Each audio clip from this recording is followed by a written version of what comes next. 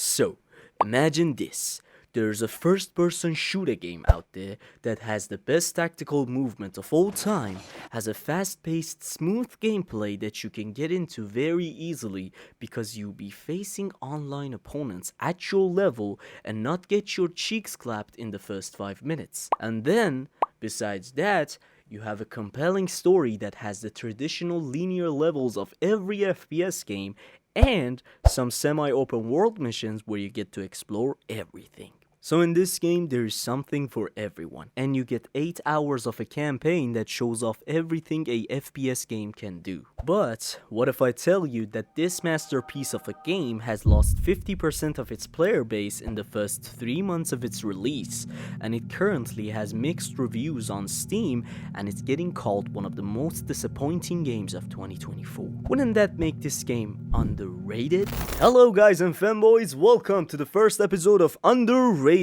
In this series, we go through each year of gaming and choose which game is the most underrated game of that year. And in this episode, we are taking a look at the year 2024. So before we start, I just wanted to say that the games we choose for this series are underrated not only in our opinion, but from the reviews of other people and us playing them to see if they are worth your time or not. But as always, there are so many people who may agree or disagree with us. If you are one of them, please leave a comment under the video and like and subscribe to the channel because we're just getting started. So I have two problems with games. One, I don't like first-person shooter games, and two, I get really fucking bored when playing Battle Royale or multiplayer games. But this game, while having two of my biggest red flags, still managed to get me playing with it like the titties of a goth girl with daddy issues on a Saturday night. The red flags being that it's a girl and it has daddy issues. The game I'm talking about is Call of Duty Black Ops 6, the newest entry in Activision's best Call of Duty run called Black Ops. The game picks up after the flashbacks of Black Ops 2 in the CIA's meeting room, where Agent Livingston is interrogating the team for their failure in their mission, where an unknown group called the Pantheon allegedly fucked up the whole mission. We also have the handsome Frank Woods back, although after the events of Black Ops 2, his cock don't work no more. What a shame. Jane Harrow tries to explain why the mission failed, but Livingston is not convinced. He wants to hear the whole story again. So Marshall starts telling it. We cut to Kuwait, 1991, where Marshall and Harrow are looking to find a high-ranking agent of Saddam Hussein called Alawi to figure out Saddam's next plan. They see the convoy that Alawi is in and airstrike it to stop it. Here we get our first bit of gameplay where we take on the role of Case, the main character that we play as in this game. Much like Cold War's Bell, we don't get to see his face or know who he is until pretty much the end of the game. So we go through the remaining Iraqi soldiers and kill them till we find Alawi. He says that apparently the CIA was supposed to get him out and take him to Kolkara, but we don't know shit about what he's saying, so we team up with him? Yeah, the Pantheon gets in our lovely conversation and we have to team up with the guy we tried to capture and hope he doesn't take a missed shot into our balls. As Alawi says, the Pantheon is composed of former European and US operatives, but we don't know what they want and who their boss is. So like every sane person would do, we attack the guys who attacked us and we get Alawi out to ask some questions. I think we're good. Everyone all right? Is this your... No, no, no, no! Adler! Stand down!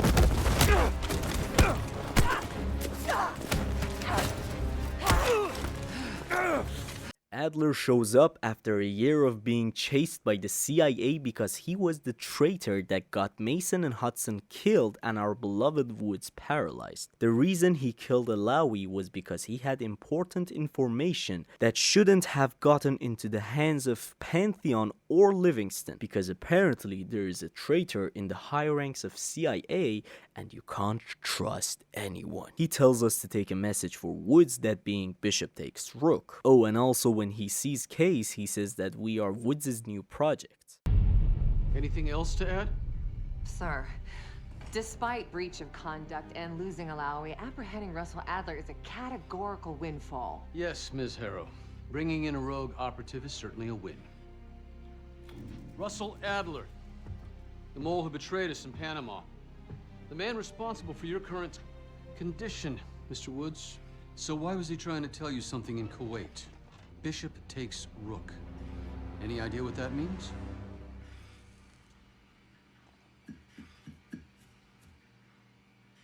No clue. Okay then.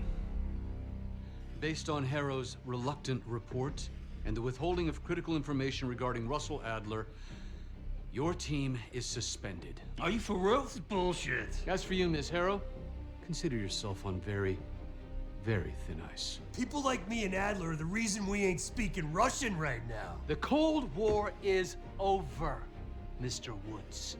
That makes you and Russell Adler the last global gunslingers of a bygone era. Take this time to reflect on that. Dismissed. All of you.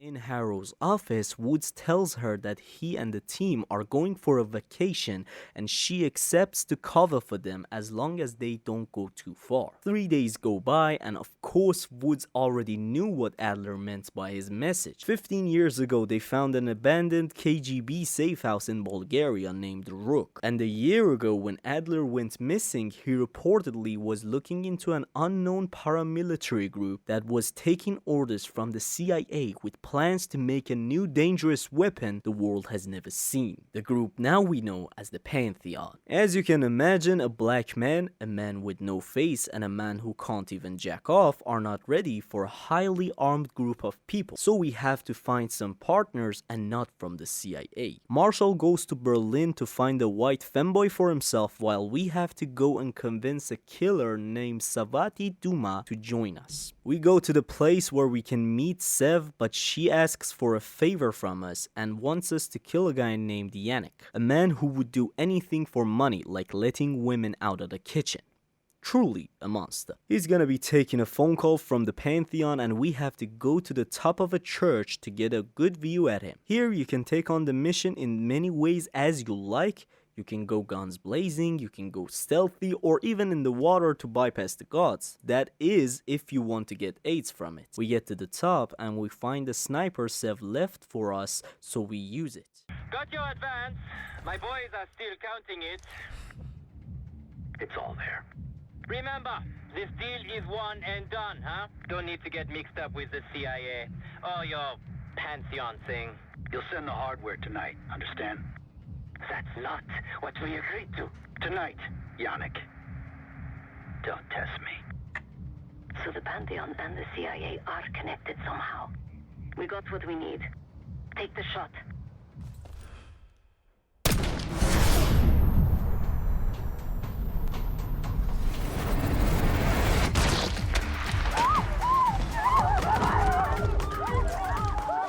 Woods was right. You are a good shot. We get out after giving the guards a goodnight kiss and we finally meet Sev. As she says, Yannick was part of a mafia family and now, after his death, they called an emergency meeting with 3 of their leaders to smooth things over with the Pantheon.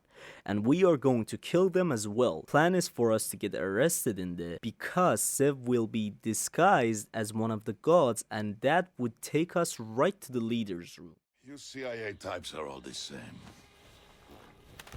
And this one? Troublemaker. What's going on in there? We have a visitor. Walked right into the lion's den. Alone. Uninvited. Maybe this one works for a rival, huh? Or maybe Pantheon is trying to squeeze us. We came to you, Saidi. We learn the truth one way or another. Show me your visitor. Go ahead. Well, look at that. You're a long way from home, Case. This man is extremely dangerous. Kill him immediately. Aminato.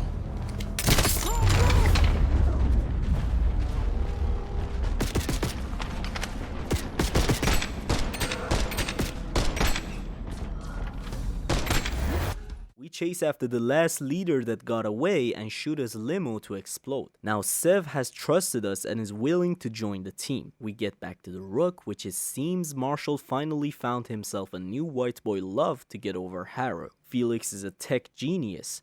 He's gonna help us through our missions, but as he says, he's not a killer, a sentence we soon will see not being so true. Apparently, Felix knows a lot of CIA's secrets, and he tells us that the CIA is holding Adler in Washington, DC in a black site. And the only way to get into it is by an eye scan from someone who has access to the place. How do we get the eye scan, you may ask?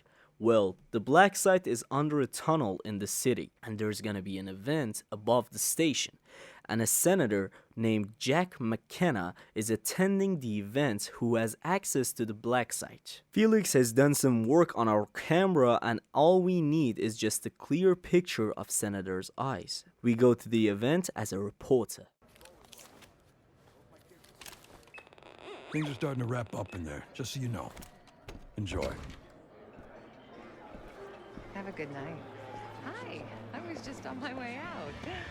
I don't know why you're here exactly, but you need to be very, very careful. Langley has assembled a team to track the three of you down, and they may even have eyes here tonight. If you are spotted, forget about suspension. Livingston will literally bury you alive. So it's great to see you. We'll catch up soon. Keep with the plan. Fine, Seth.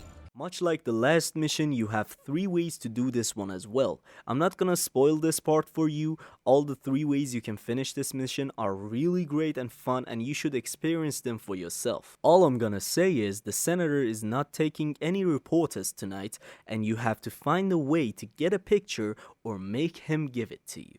I went with telling his wife that he's cheating on her with a minor. What a YouTube classic. And the girl he's fucking has tapes of them and wants to blackmail him. The wife says that if we get her the tapes, we can have what we need. So we casually put a guy in the back of a car, avoid some CIA agents looking for us, and get the tapes to the wife. We get the picture of him, and we head down with Marshall in the elevator to get to the black site. We use our upgraded camera and bypass the eye scan. Oh shit.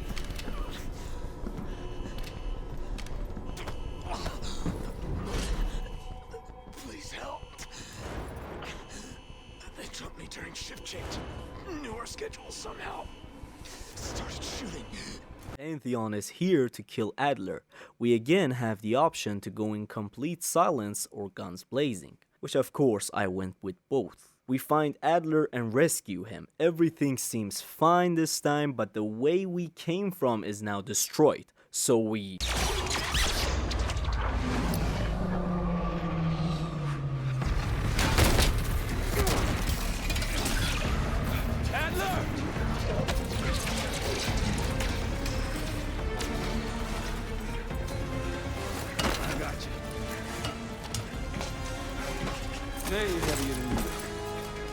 Thanks.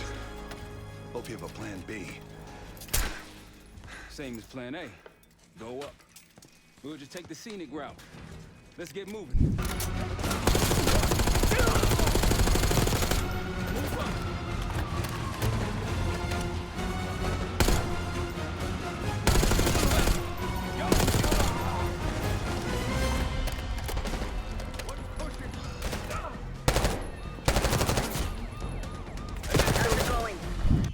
You guys see the Great Escape? Yeah, you didn't make it out. We will. If we can't outgun them, we outrun them. Get ready!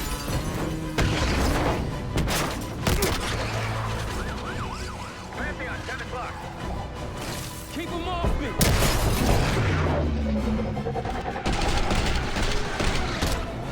Circling back around now.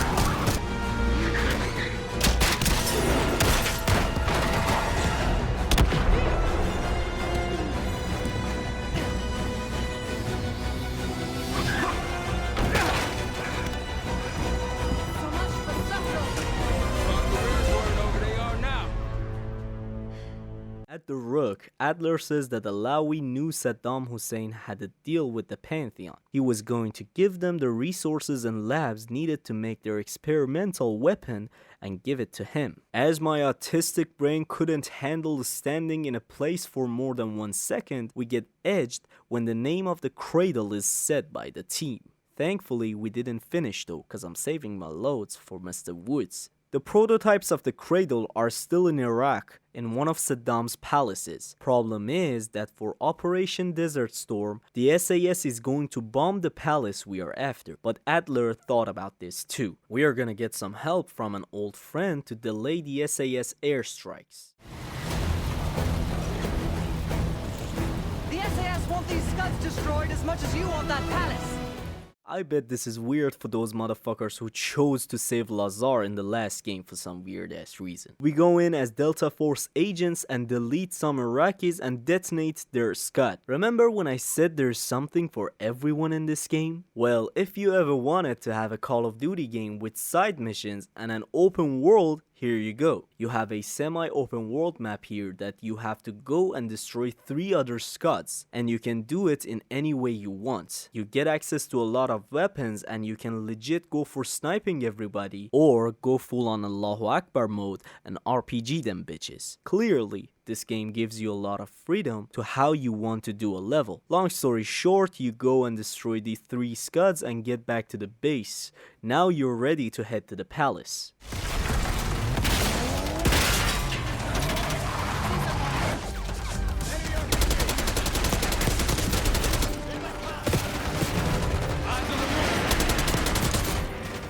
We get to the basement of the palace, where it seems Uncle Hussein has been grinding those gold cameos for the past month, and then we find the cradle along with some information. What the hell happened in here? Biohazard cabinet. Must be the demonstration Alawi mentioned. How about that hard case there? Check it out.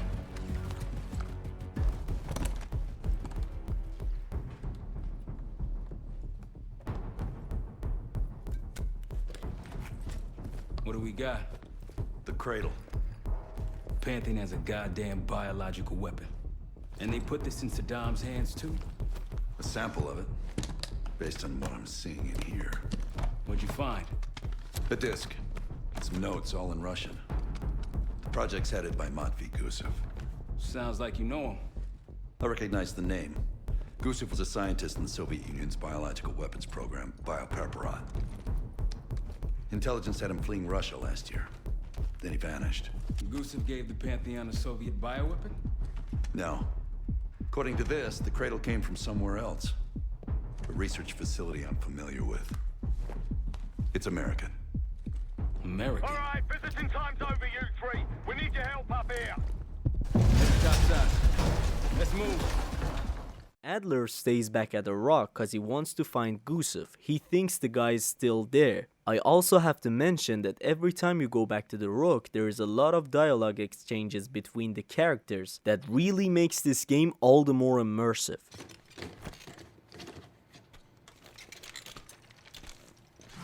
Fuck me! Yo, ask for help, man. Fuck you too. Fine, have fun. Does it look like I'm having fun? No, that's not what I meant. You keep believing in the ones who got your back. Who go to battle for you. Adler was one of those. When those records turned up after Panama, the wire transfers to Adler from Raul Menendez, 2-bit dope slinger. I smell bullshit. Adler turn against his brothers for cash? Are you kidding me? Those threads he loves, they ain't cheap now. Listen, I know he can be a goddamn psychopath. I get it. But he's on our side. He just got his own way of doing things. In the information we found, there was a name of a lab that sounded familiar to Adler. That's because he worked there 10 years ago and now it's in the Pantheon's hands. Case, Marshall and Sev head there to investigate the lab, but as we are trying to get in... Hey, stop!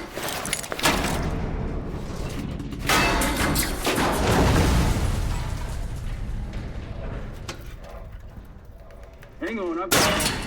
Hey!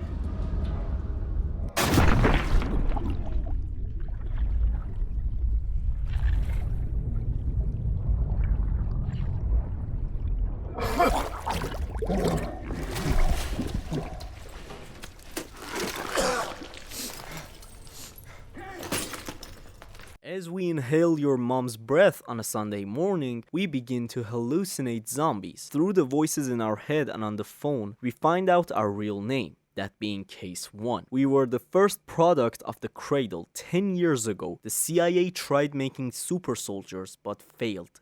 And we were the only case of that experiment. That's why we are faster and more durable like a 4-year-old kid on coke. We find a grappling hook and...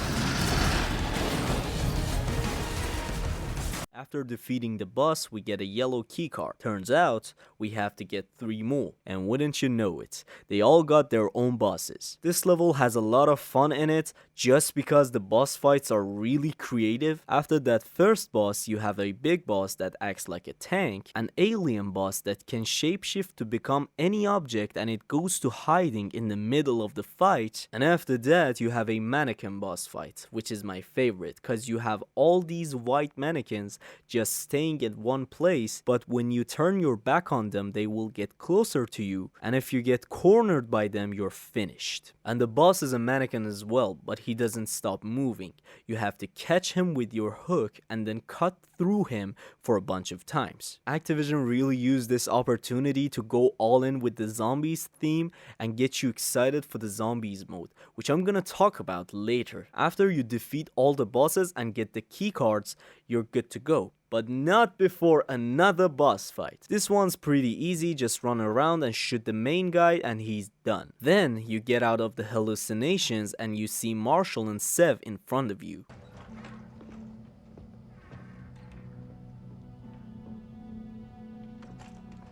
Hey, something you should see. No popcorn?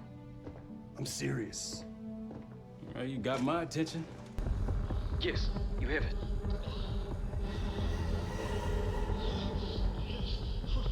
Ready, Dr. Gusev?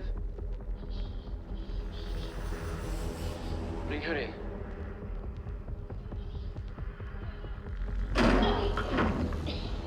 Test subject 18 has been infected with the cradle.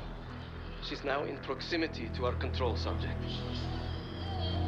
Transmission should occur momentarily.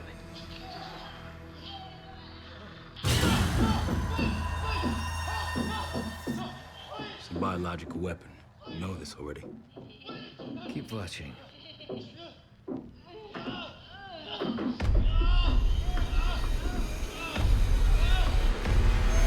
Is it faster this time? Faster, yes. And more aggressive, as requested.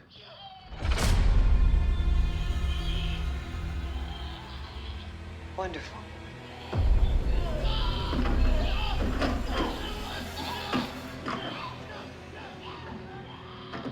Here, you may not feel anything because you haven't seen Harrow on screen for more than 5 minutes. But let me remind you of some things. At the start of the game, Adler said that there is a mole inside of the CIA. And initially, the CIA thought the traitor that got Hudson and Mason killed and sold them to Raul Menendez was Adler. But in the Rook, Woods was saying that Adler would never do that. And now we know that one of the highest ranking agents in the CIA, Harrow, is behind the Pantheon. That means all those years ago in Black Ops 2, this bitch sold information to Menendez and got Mason killed, Woods paralyzed, and blamed it all on Adler, sent the whole CIA for a goose chase, and in the meantime funded the Pantheon with the money she got from Menendez. I was able to isolate Gusev's audio this moment in the background. Still waiting for B-24, a wire from Fucina. B-24, a wire from Fucina. Who the hell's Fucina? I have no idea. Not who, what. Fucina is the Casino Lutazzi. Only the Lutazzis and their business partners use that alias. Now that we know B24 was the name of a safe in a casino, we are in to experience one of the best missions of the game. Here you can play as every member of the team besides Woods, cause that would just be a sitting simulator. Woods is behind the cameras helping Marshall win the poker game. Case is in the sewers killing some people and getting arrested, but he later escapes. Felix is hacking an access card and Sev uses that card to get some weapons for the team. They blow up the safe, Case gets the info we need, we clear our way out and we are gone. So we're fucked. Not yet. One scientist was still inside with a canister of the cradle. Like the one we picked up at the palace. And? We had a stimulating conversation. How stimulating? It's a frame-up. Pantheon's activities will point right to Saddam Hussein. Goose is heading to the Kuwaiti airport as we speak. Oh, that airport's in a war zone. Even if we head your way soon, can we reach it? I have a SATCOM connection in the area. Might be willing to help us. So we attack the airport to find Gusev. In there we encounter some more of Pantheon's men. We get to the plane that Gusev was meant to be on, but it was a trap. Now we don't have much time to get to the real plane, so we penetrate them with a tank. Unfortunately, we are late and the plane is flying away. Case.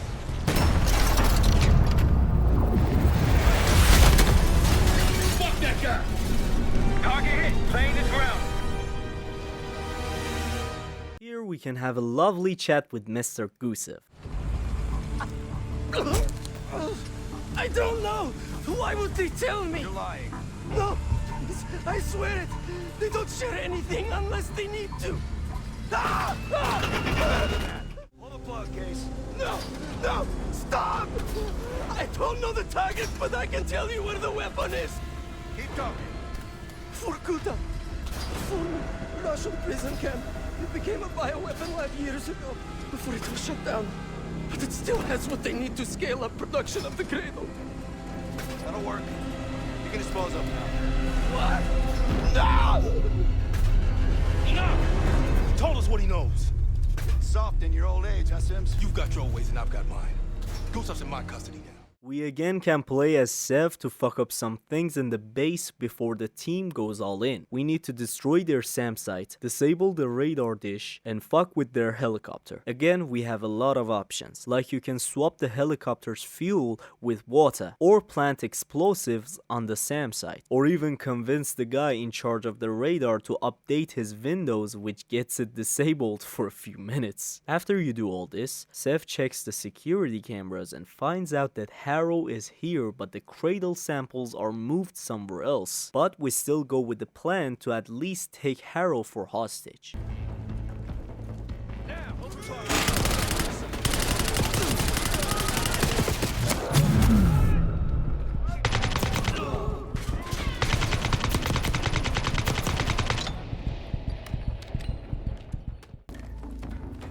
Where are they?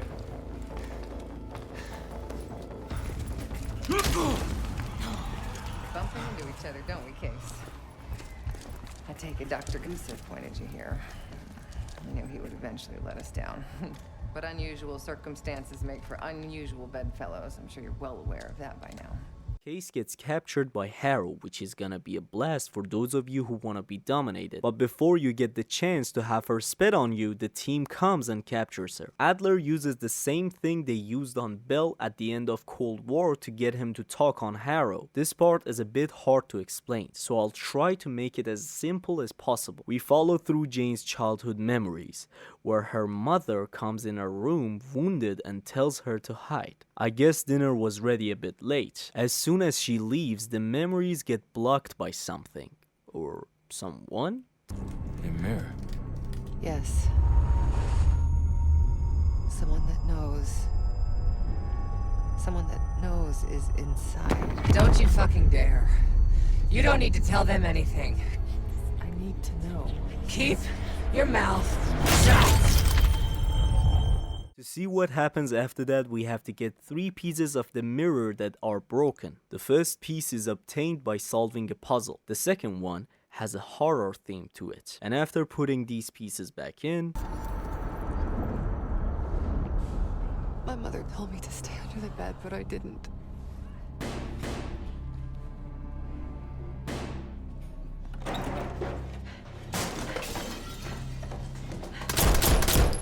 Jay, no, go!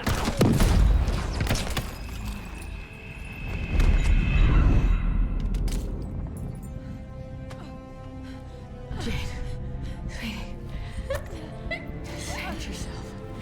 Whatever you have to do. No! Janie. Stay here. No. Look at me. Stay here. Don't make a sound. I'll come for you, understand? The father gets killed by a mysterious man. Back in the real world, the Pantheon has tracked us down and is attacking us. Woods stays to continue the interrogation and the rest of the team are out to fight. After a bit of holding on, we go back to Jane's mind, where we are told why she hates Adler. Apparently, her parents were CIA agents, and after them, she became an agent as well. But no matter how much she dug out information, she couldn't find out who killed her parents. Until one day, a floppy disk was thrown in her office and it was proof of CIA ordering her parents' death. The agent who did it?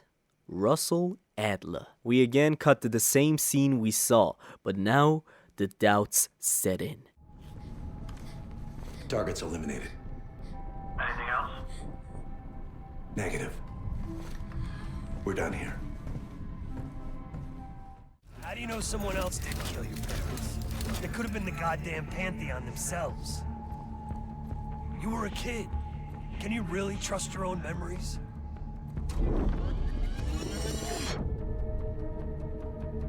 Target's eliminated. It was. How can you be so sure? Target's eliminated. I know it was. It wasn't Adler. After having a fight with ourselves and our zombie selves, we try to get the last piece of the mirror in, but the game says let's check on the team. We bomb the bridge that connects to the safe house. Felix gets shot, but we survive. Back in Jane's mind. After all the acid trip we just went through, Harrow remembers. The cradle is in Washington, in the Congress building. After releasing it, thousands will die, and Livingston is getting sacked. Who's gonna take the crown? Jane Harrow.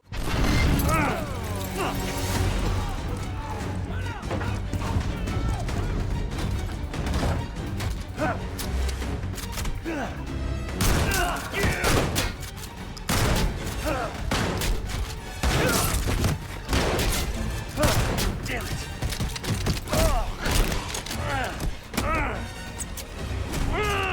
Shit! After she added another hole to Woods' body, I'm not complaining, Case, Adler, and Marshall go after him. Adler stays, Marshall gets fucked, and it's only us left to go after Harrow.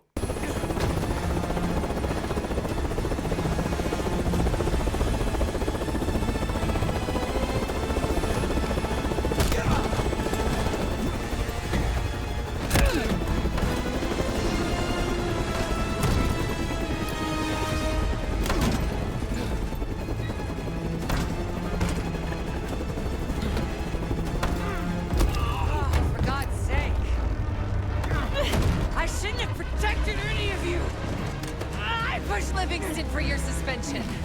I wanted you out of the way. Damn it!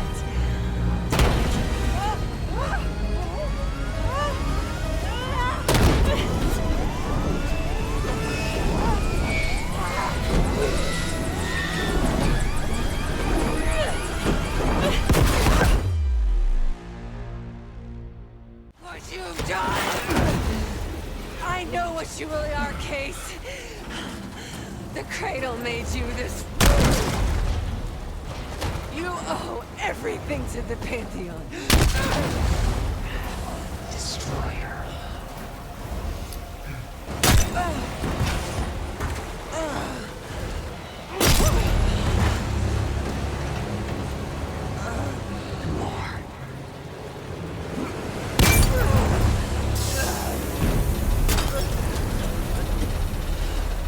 Finish this.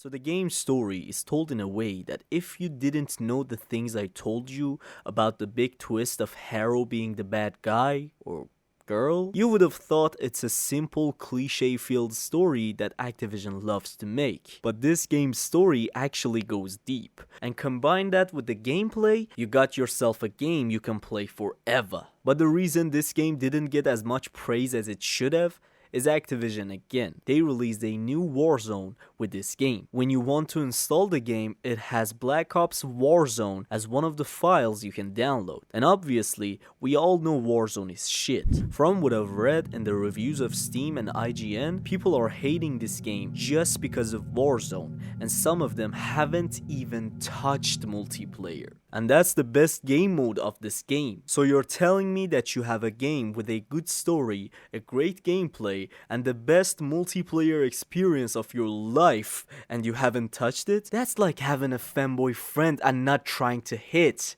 It doesn't work. Honestly, this game is designed for you to go through the story, get to know the gameplay, then play zombies and have a nostalgic overdose, and at the end, perfect the gameplay in multiplayer. As I said, for those who played Black Ops 2 and 3, the zombies mode in this game will get you aroused more than your stepmom. It already has 4 maps which you can explore and have fun, especially if you go in with a squad. It has new zombies and bosses, it has ray gun, power-ups, and a lot of other things. The round-based system is back. It's just mindless fun with a story mode and an unlimited mode. They are adding 3 new maps as well, which just gives this mode so much more playability. The story mode is fun as well. I haven't really had the time to finish it, but it has a lot more depth than the previous versions. As someone whose childhood was filled with Black Ops 2 and the zombies mode, I really recommend playing this mode with your friends. Now that you know how the gameplay is,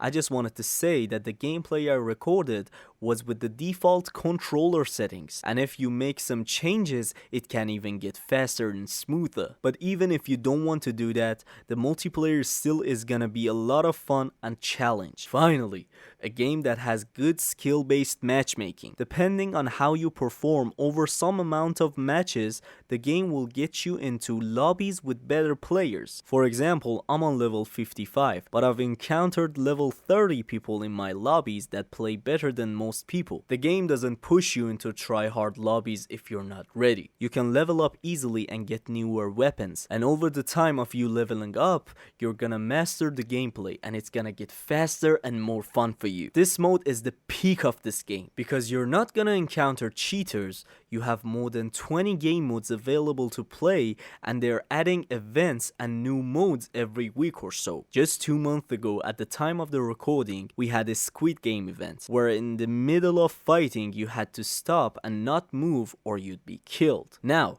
I have some news to share with the OGs. Remember Gun Game? The game mode that vanished for no reason and replaced with Gunfight? Well, here you have both. Gunfight is the same with every 2 rounds having you change loadouts, but the new Gun Game is so much better. The second to last kill gives you a RPG and the last kill is with a knife, but the guns before the last 2 kills are randomized. Unlike the Black Ops 3 Gun Game where all the 20 guns were the same every match. So it's not gonna get repetitive like the old version. Like, what more do you want other than good gameplay, good graphics, good variety of game modes, and replayability? I can safely say that this is one of the most complete Call of Duty experiences you're gonna have for some years to come. Leveling up yourself and your guns feels nicely paced and not a frustrating grind. You have a lot of maps to play in and they are adding more with each update. Although I have to say that the servers can sometimes be weak, but it happens so little that you won't get tired. And I know some of you are gonna comment that the game has been the best selling game of the last 3 months in a row. Losing 50% of the player base in the 3rd month of the game's release for a FPS game with arguably the best gameplay mechanics